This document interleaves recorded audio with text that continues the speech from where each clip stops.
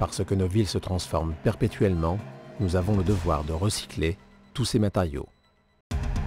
Iprema, votre partenaire pour un développement durable.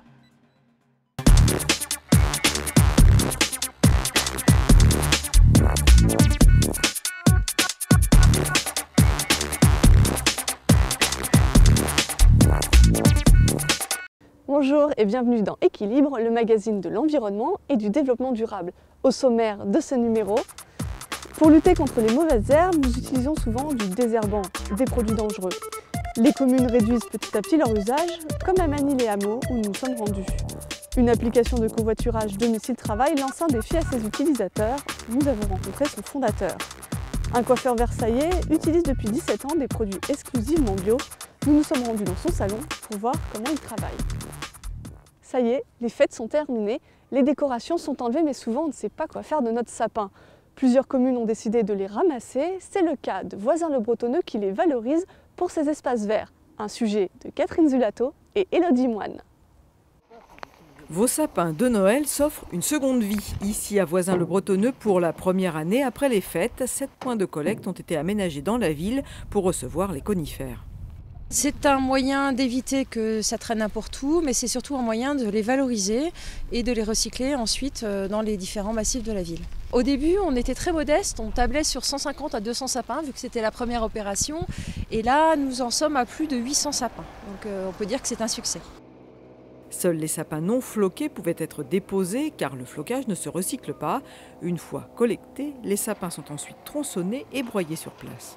L'utilisation de ces broyades de conifères va nous permettre d'épandre ce broyat sur les massifs et ainsi d'éviter la pousse des mauvaises herbes et puis de tenir un peu au chaud aussi les massifs. Et ça va finir aussi par faire un amendement, si vous voulez, naturel sur les massifs. Le produit des sapins de Noël est ainsi répandu sur les massifs, notamment de bruyères. La ville réfléchit également à revaloriser d'autres déchets verts issus des 4500 foyers vicinois. Une démarche qui s'inscrit plus largement dans une obligation européenne pour les communes d'accéder au zéro phyto, c'est-à-dire à l'arrêt de l'utilisation des produits phytosanitaires, pesticides et autres herbicides. C'est prévu pour 2020.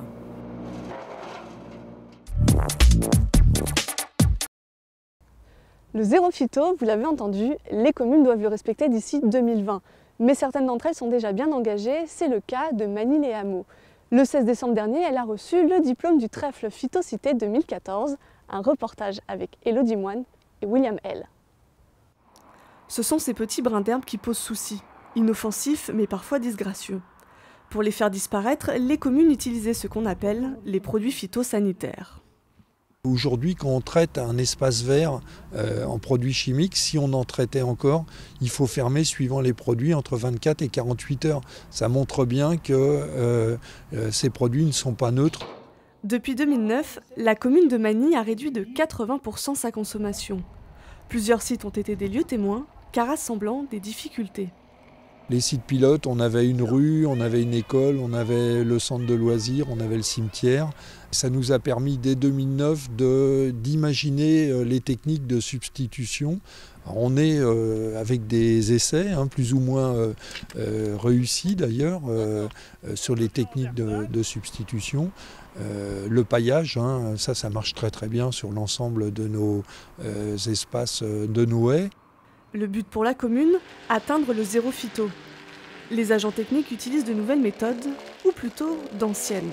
Aujourd'hui, on n'utilise quasiment plus rien, à part quelques produits comme des antilimaces, mais le reste est fait à la main soit par nos agents, soit en partenariat avec des associations locales.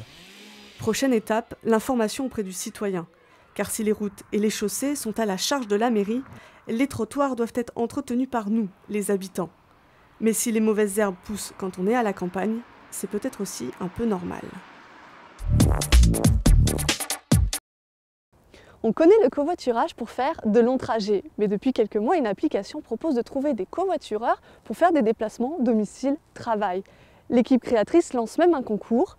Avec William L et Louise Elbois, nous sommes allés à leur rencontre lors de la présentation de ce concours dans un grand groupe à Guyancourt. Nous sommes avec Julien Honard, le fondateur de l'application. Bonjour Julien. Bonjour. Alors, est-ce que vous pouvez tout d'abord me parler de cette application? Alors WazeUp, c'est une application de covoiturage spécialisée sur les trajets domicile-travail. En fait, c'est un covoiturage très différent du covoiturage qu'on connaît plus, qui est le covoiturage longue distance. Là, en fait, il s'agit vraiment de covoiturer tous les jours pour aller au travail.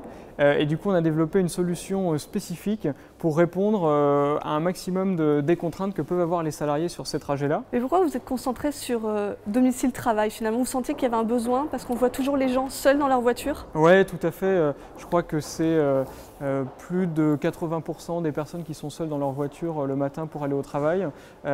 Et en plus, aujourd'hui, on travaille avec des entreprises qui ne sont pas forcément très bien desservies par les transports en commun, donc ont besoin de nouvelles solutions de mobilité pour leurs salariés.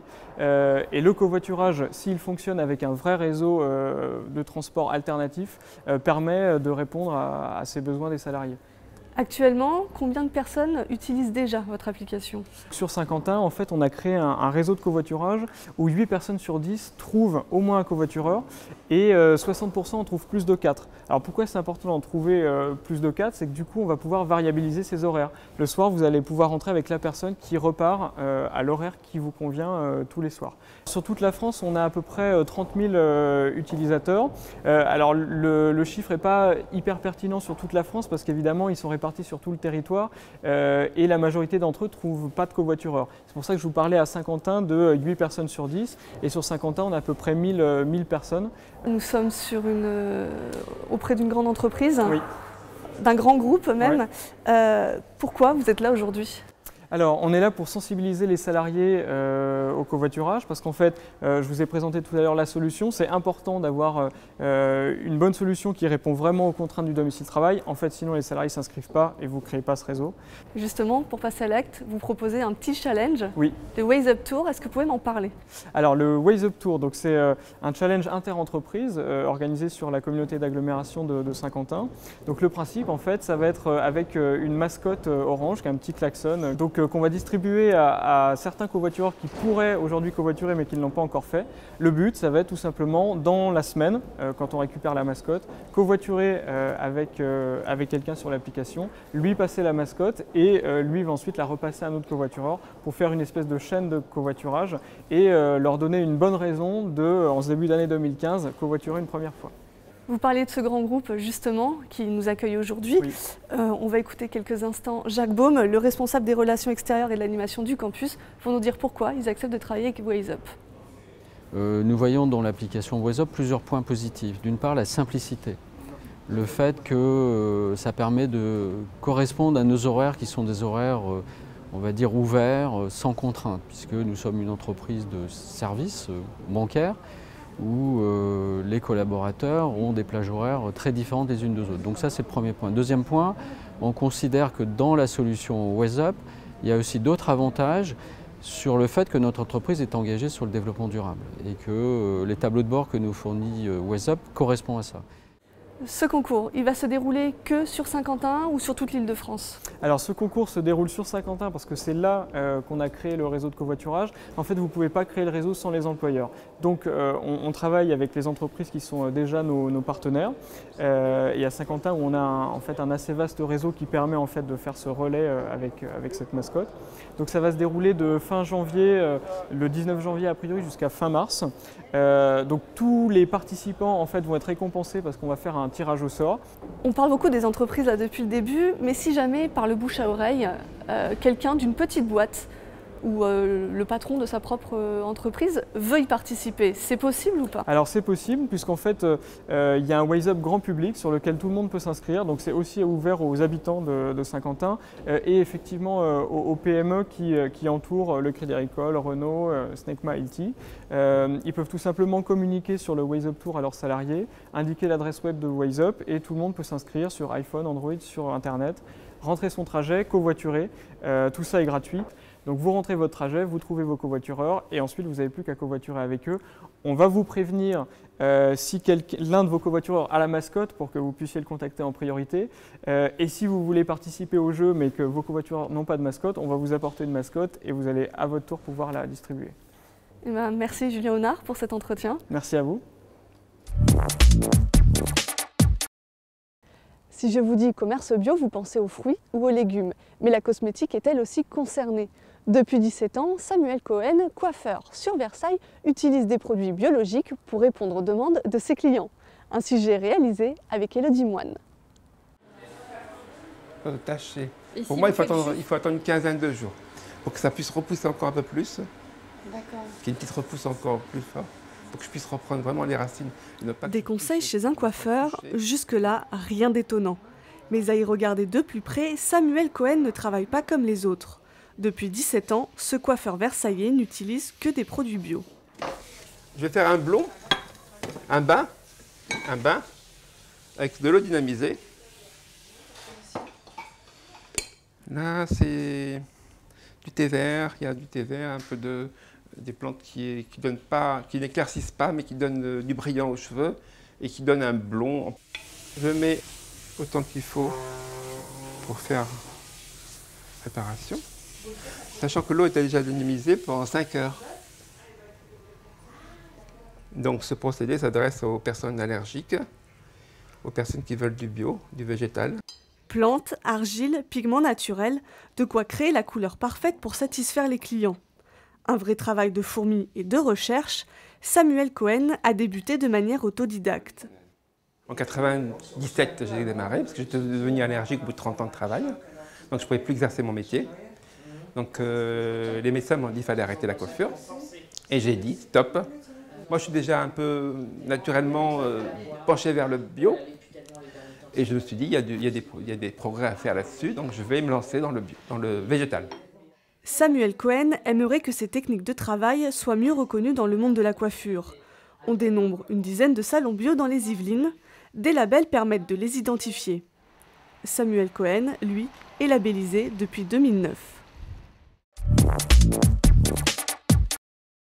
Avant de nous quitter, notez ces quelques rendez-vous. Le mois de janvier, c'est la bonne période pour aller observer les canards qui viennent des contrées nordiques. La réserve naturelle de Saint-Quentin en Yvelines vous propose de les admirer le samedi 17 janvier. Quoi de mieux qu'une randonnée pour découvrir la biodiversité de nos environs? C'est le programme mis en place par les maisons de quartier de la Verrière, de dates à retenir les mercredis 21 janvier et 18 février. Du 26 au 30 janvier, c'est la semaine de l'énergie. Dans ce cadre, l'Agence locale de l'énergie et du climat vous propose une balade dans les rues du quartier des Garennes de Guyancourt. Une balade réalisée avec une caméra thermique pour voir les pertes de chaleur.